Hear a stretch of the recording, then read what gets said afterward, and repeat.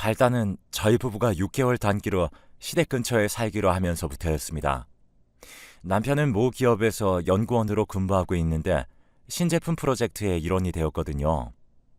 지방에 있는 연구소로 출장을 떠내게 된 거였어요. 그곳이 시댁이 있는 곳의 옆 지역이었습니다. 그리고 시댁은 그 지역의 끝자락에 살아서 거의 한 동네라고 봐도 될 만큼 근거리였어요.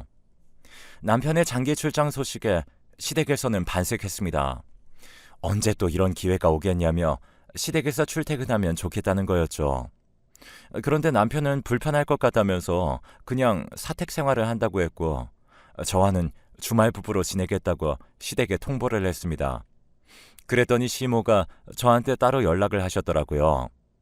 남편이 요리며 살림에 전부 젬병인 거 뻔히 아는데 혼자 지내면 안쓰러울 것 같으니 이참에 저도 내려왔으면 좋겠다는 얘기였어요. 이런 식으로 내용을 꺼내실 분이 아니라는 생각이 들어 혹시 무슨 일이 있으시냐고 여쭤봤네요. 처음에는 일은 무슨 아무 일도 없다 라고 둘러대시더니 제가 자꾸 캐물으니 요즘 생각도 많고 혼자 힘든데 도통 털어놓을 데가 없어서 막막하다고 하시더라고요. 제가 내려가서 맞벌이라도 해드려야 하는 건가 싶어졌어요. 지인들에게 몇 달 남편과 지방 내려가야 할지도 모른다고 이런 얘기를 하니까 죄다 반대했지만요. 굳이 마음고생하러 시댁 옆으로 출장을 따라가냐면서 다들 한 소리씩 했죠. 당사자인 저는 생각이 달랐으므로 이미 결심을 굳혔기에 바쁜 남편을 대신해 짐부터 하나둘씩 챙겼습니다. 제가 정말 본의 아니게 연애 초기에 남편의 자취방에서 시모를 뵌 흑역사가 있었는데요. 저는 차림으로 자다가 일어나서 비몽사몽이었고 락앤락 반찬통에다가 반찬을 챙겨오셨던 시모는 저희를 보고 현관에서 그대로 얼음이 되셨던 게 첫 만남이었습니다. 별로 시작이 좋지 않았죠. 그런데 시모는 이른 아침부터 찾아와서 실례가 많았다며 바로 가셨고 그 후에도 저를 보면 다정하게 대해주셨어요. 어른 입장에선 먼저 그러기가 쉽지 않을 거란 생각에 저도 더욱 노력했었네요. 결혼 얘기가 오갔을 때도 시모는 눈에 띄게 좋아하셨어요. 아주버님 결혼할 때도 이렇게 좋아하셨었냐고 남편한테 물어보니까 절대 아니라고 하던데요. 저희 시모는 약간 유난을 잘 떠신다고 해야 하나? 호들갑도 많고 목소리 톤도 높아서 개성이 확실한 분이세요. 모든 사람과 두루두루 다 어우러지는 무난한 타입은 결코 아니신데 겪어볼수록 저랑 코드가 잘 맞더라고요. 그 외 남들이 다 성격 별로라고 하는 사람이라도 나랑은 잘 맞는 경우가 가끔 있잖아요. 그런 것처럼 시모랑 저랑 당연히 세대 차이가 나고 공통 분모도 없는데 성향이 잘 맞으니까 편하게 느껴졌어요.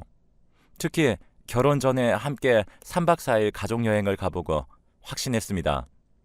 여행에서 트러블 없는 건 진짜거든요. 제가 예민한 지점에서 시모는 부드럽게 받아들이셨고 반대로 제가 무덤덤한 영역에서 시모가 신경 쓰였는데요. 이게 희한하게 서로 상호 보완이 되더라고요. 상성이란 정말 모를 일입니다. 제가 남편의 출장길을 따라가기로 한 건 비단 시모와 성격이 잘 맞아서는 아니었어요. 짐작되는 시댁의 상황에 걱정되는 이유도 있었거든요. 시모가 한평생 전업주부로 가정에 희생하시는 동안 시부는 직장 생활을 길게 하셨습니다. 공기업에서 정년 퇴임하신 지 몇 달 되지 않는 시점이었죠. 저희가 시부의 퇴임 전에 결혼식을 올렸기 때문에 그 멋짐을 제대로 목격한 바 있었어요. 기업 임원진들이 무르르 몰려와 아주 깍듯하게 하는 것을 보는 것만으로도 장난 아니었죠. 공기업 소속이라 축의금 제한이 있었던 것만 그거 하나만 아쉬웠네요. 은행원 출신이었던 시부가 그 자리까지 올라가신 것은 정말 대단한 헌신이 뒷받침되었다고 하더라고요.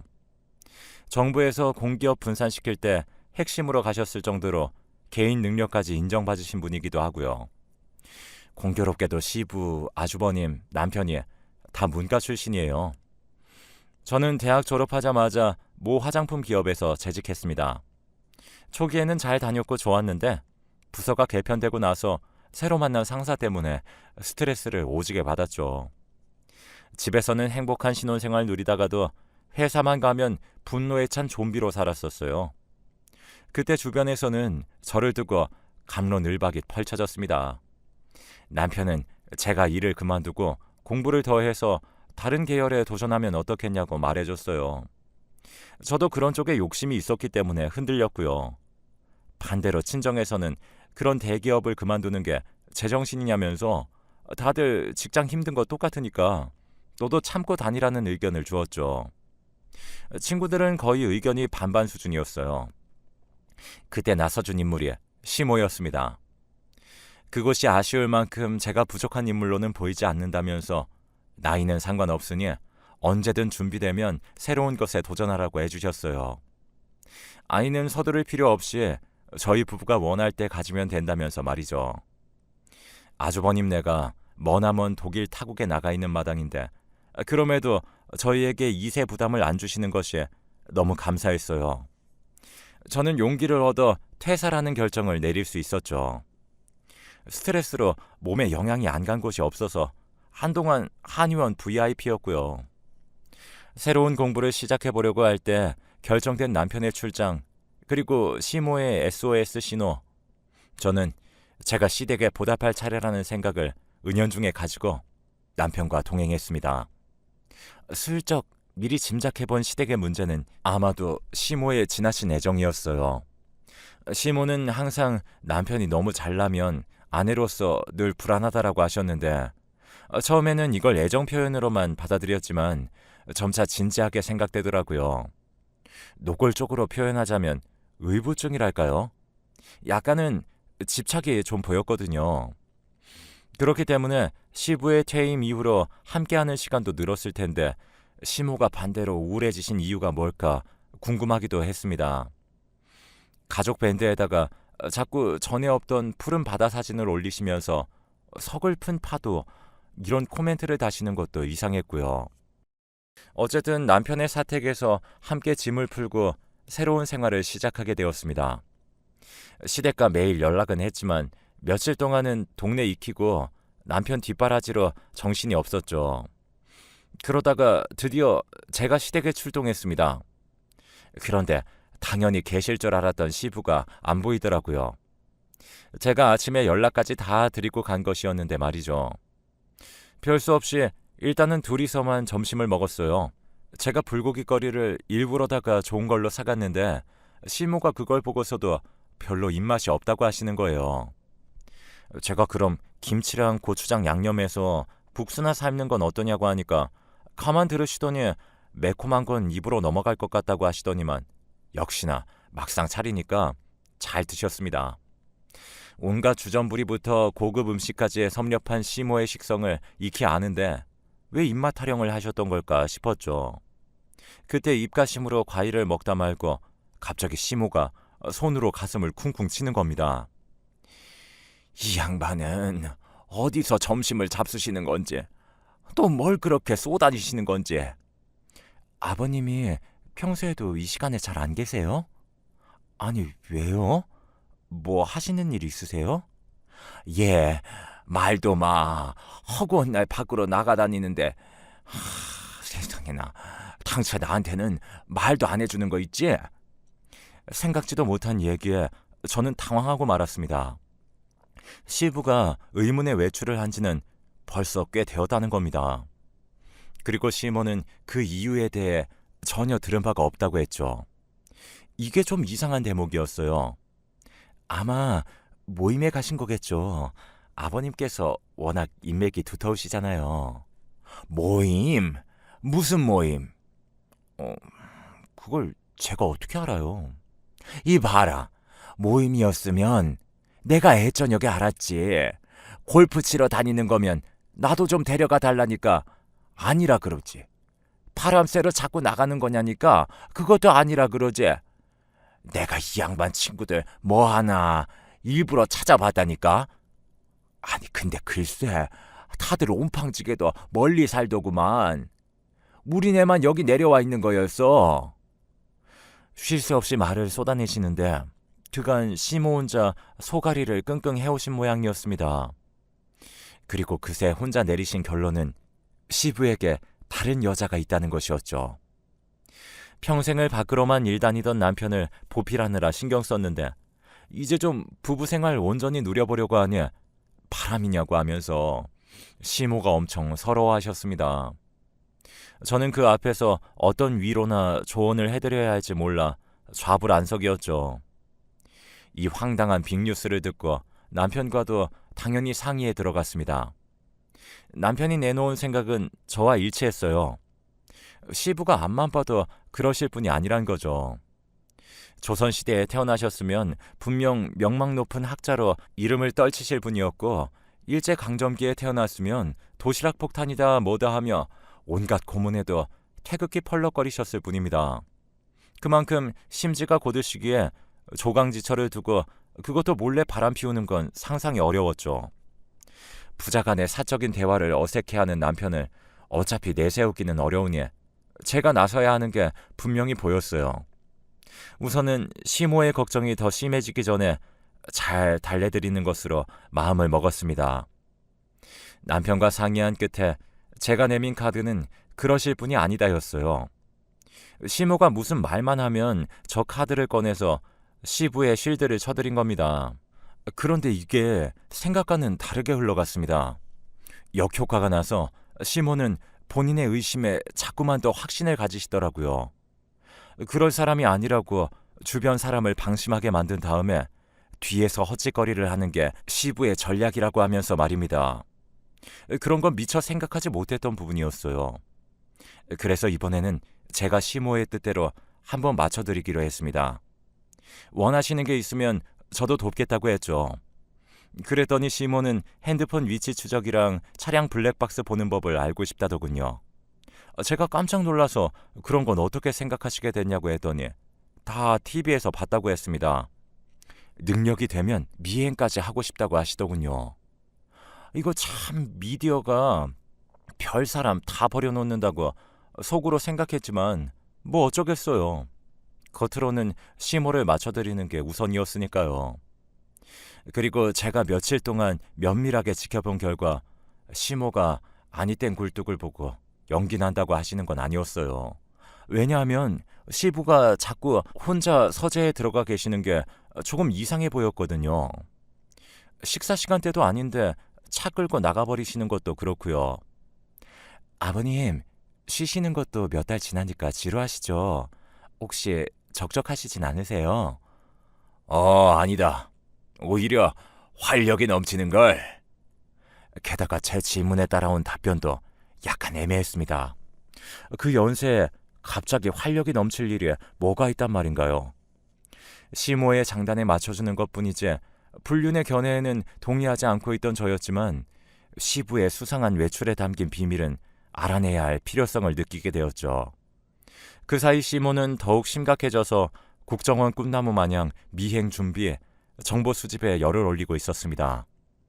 옷에 카메라를 달고 녹음기를 붙이는 것들은 어떻게 구입하냐고 물어보셔서 제가 얼마나 시겁했는지요.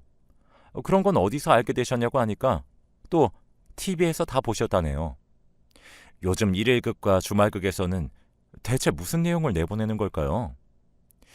가만 생각해보니 미디어에서 자꾸 불륜이며 출생의 비밀을 다루다 보니까 시모가 이런 것에 너무 집착하게 된 것 아닌가 싶어요. 오랜 세월 드라마에 푹 빠져 지내신 분이었거든요. 그러다가 어느 날 시댁에 도착했는데 시부가 마침 나오고 계셨어요. 주차장 엘리베이터 앞에서 딱 마주친 거예요. 아버님, 지금 어디 가세요? 그리고 저도 모르게 큰 소리를 내고 말았습니다. 시부가 깜짝 놀라서 주춤하시는데 어찌나 민망하고 죄송하던지 머릿속에 온통 의부증과 불륜 의심이 가득한 상태였으니 또 외출하시는 시부를 보자 순간적으로 급발진하고 말았던 겁니다. 시부는 그냥 어디를 좀 간다면서 그 특유의 사람 좋은 미소를 지어주셨죠. 혹시 어머님은 지금 뭐하고 계세요? 글쎄다. 베란다에서 마늘인지 생강인지 펼쳐놓느라 부산스러운 것까지는 봤는데 나도 나올 채비를 하느라 바빴었네. 네, 다녀오세요. 꾸벅 인사를 하곤 시부를 보내드렸는데 문득 멋들어진 로퍼를 신으신 게 눈에 들어왔습니다. 그냥 민자 정장 구두가 아니라 세련된 로퍼요. 시부의 연세 정도 되는 경우에는 거의 서양에서나 많이들 신고 그러지 이렇듯 패셔너블하게 즐기기 어려운 신발이거든요. 센스 있는 점퍼 차림에 가죽 크로스백까지 그날따라 유달리 제 눈에는 멋부리시는 걸로 보였습니다. 저는 그대로 엘리베이터에 탔다가 문이 닫히기 전 다시 열었습니다. 그리고 시부가 막 운전석에 올라타신 차로 열심히 달려갔죠. 시동 걸리자마자 제가 차 앞에 서 있으니까 시부가 흠칫하시더라고요. 왜 자꾸 사람 놀래키냐면서 가슴을 쓸어내리시는데 제가 아랑곳하지 않고 조수석에 올라탔습니다. 아주 잠깐만 시간을 내어달라고 말씀드리니까 뭔가 심각한 용건이라도 생각하셨는지 시부도 알겠다면서 시동을 끄셨어요. 아버님, 지금 어디 가는 길이세요? 계속 어딜 다니시는 건지 궁금해서요. 별일 아니다. 그냥 개인적인 일이 있어서 여기저기 좀 다니고 있어. 분명 뭐가 있기 때문에 외출하시는 건 확실했거든요. 그런데 또 답을 피하시길래 어쩔 수 없다 싶어서 제가 시모아 나눈 카톡을 보여드렸습니다. 딱 한 부분만 봐도 바람이 난 게 틀림없다. 증거가 필요하다. 대략 이런 내용들인 걸 알 수 있었죠. 아니, 이게 죄다 무슨 얘기야? 내가 불륜을? 이런 말도 안 되는 추측이 나왔어? 시부가 많이 당황하셨는지 귀까지 불그스름해지시더라고요. 저와 남편은 불륜이라고 생각 안 하지만 어디로 자꾸 외출하시는지를 알아야 도와드릴 수 있다고 솔직하게 말씀드렸습니다. 그랬더니 시부가 짧게 한숨을 쉬더니 뒷좌석에 벗어둔 가죽 크로스백을 챙기시는 거예요. 저에게 그 안을 보여주셨는데 서류 파일들과 목캔디, USB들이 들어있었습니다. 그러면서 드디어 공개하신 내막은 바로 강연이었습니다. 시부는 그동안 강연을 다니셨던 것이었어요. 퇴임하고 얼마 지나지 않아 의뢰가 들어왔을 때 재능 기부 차원에서 한번 해보셨는데 그게 너무 재미있으셨다고 합니다. 그 후로 맛을 들리신 거죠. 코로나 사태 때문에 어린아이들 다니는 수업이 중단된 문화센터 같은 곳을 돌면서 경제 수업 강의를 주로 하셨다네요. 주식이나 양도세 같은 걸 궁금해하는 중년층들이 주로 들으러 온다고 했습니다. 근데 이게 별 주제가 아닌 것 같아도 한번 하려면 나도 만반의 준비를 갖춰야 하기 때문에 시간이 꽤나 들더구나. 앞으로 몇 주만 더 하고 끝나는 걸로 예정이 되어 있어서 딱히 얘기할 생각을 못했다. 게다가 네 시어머니가 이런 걸 도통 좋아하지 않는 눈치라서 그랬지. 설마 그런 오해를 부를 줄은 꿈에도 몰랐다. 엘리베이터 안에서 저도 곰곰이 짚어보니 시부가 함구한 데는 그럴 만한 이유가 있겠다 싶었습니다. 시모는 유복한 집안 출신이지만 공부머리가 원체 없어서 그쪽으로는 나갈 생각도 안 해보셨고 경제생활은 꿈도 못 꿔보셨다고 했거든요. 남편 뒷바라지 잘하고 자식을 잘 키워낸 게 본인의 자랑이라고 생각하셨던 얘기를 들어본 적이 있었습니다. 하지만 남편이고 애들이고 전부 다 자기 똑똑하다고 콧바람들 세게 불고 다녀서 혼자 속이 쓰릴 때가 많았다는 하소연이었죠. 이게 결혼 초기에 시모와 둘이 대화하면서 들었던 내용이었어요. 시부는 퇴임해서도 또 바깥 일로 경계선을 그어놓는다고 시모가 생각하고 소외감을 느낄까봐 일부러 말씀을 아끼시는 거였습니다. 신경 쓴 차림새도 강사로서 그랬던 거고요. 시댁에 도착해서 시부의 강연 얘기를 알려드릴까 말까 고민을 했는데 그게 무색하게도 실상은 제가 진실의 창을 펼칠 틈이 없었습니다. 이렇게 증거를 잡을 만반의 준비를 하면 뭐해. 워낙 똑똑한 양반이라 능구렁이처럼 빠져나갈 게 너무 걱정되네. 거짓부렁을 얘기해도 내가 멍청해서 또 넘어가야 할 거 아니야. 시모의 의부증은 각종 염려증과 완벽한 콜라보를 이루고 있었어요. 저는 그 정도가 범상치 않은 것 같아서 강연 커밍아웃으로는 도저히 뿌리를 뽑을 수 없겠다는 짐작이 들었죠. 그래서 시부와 작당 모의를 하게 되었습니다.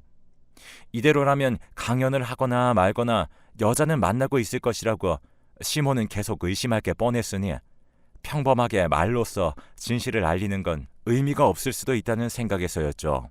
특별하게 가야 한다는 저의 계획에 시부도 동의를 하셨습니다. 오랜 세월 일에만 몰두하며 사셨지만 그러면서 오히려 시모 의심을 사게 된 것 같다며 많이 반성한다고 하시면서 말이에요.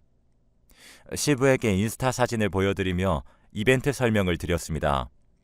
코로나 때문에 소소하게 모텔에 모여서 즐기는 룸파티 사진들이었어요. 모텔에서 불륜 현장을 검거하는 척하면서 시모에게 이벤트를 열어드리자는 거였죠. 시부는 너무 좀 화려한 거 아니냐고 멋쩍어 하셨지만 평생 안 해본 걸 이렇게라도 해보고 싶으시다며 내심 즐거워하시는 것 같았습니다. 이벤트 당일이 되자 대실한 방에 이벤트 풍선부터 쫙 깔고 시모가 좋아하는 와인과 치즈도 준비해놨습니다. 그런 다음 미리 약속한 대로 제 차에 시모를 태우고 시부의 차를 미행하는 척 따라갔죠.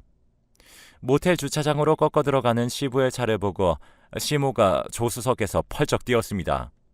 어머나, 어머 세상에, 미쳤어. 아이고, 난 몰라. 아이고, 이걸 어떡하냐, 진짜. 어머님, 그래도 제대로 현장을 덮쳐야 하니까 조금 기다렸다가 들어갈까요? 당장에 차에서 뛰어내리려는 시모를 진정시키고 잠시 시간을 벌었습니다. 그리고 몇 분 후 눈에 힘이 들어간 시모와 함께 모텔 안으로 입장했죠. 입구에서 아까 올라간 남성분이 몇 호실이냐, 우리가 가족이라 그런다 라고 하니까 직원이 바로 안내해 주었습니다. 물론 당연히 사전에 직원과도 말을 맞춰놓은 상태였습니다. 시모는 해당 방으로 올라가는 엘리베이터 안에서 아주 거친 숨을 몰아쉬었습니다. 기어이 이런 날이 오는구나. 내가 항상 생각했지. 이럴 줄 알았어. 내가 다 알고 있었어. 옆에서 중얼거리는 소리가 살짝 무섭기도 했네요. 저는 그때 진짜 속으로 엄청 빌었습니다. 제발 오늘의 일로 두 분 사이에 장애물이 사라졌으면 좋겠다고 기도하면서 내렸어요. 저를 대동한 시모가 해당 호실 앞에서 문을 쾅쾅 두드렸습니다. 잠시 뒤에 문이 열렸는데 단박에 소리를 지르려던 시모가 입을 다물고 조용해지셨죠. 활짝 열린 문 안으로 드러난 내부는 불륜 현장이 아니라 시모를 위해 꾸며놓은 이벤트 공간이었으니까요. I love you. 영문 풍선 앞에 시부가 꽃다발을 들고 서 계시는데 좀 건방진 표현일지 모르겠지만 그때만큼은 진짜 너무 귀여우셨네요.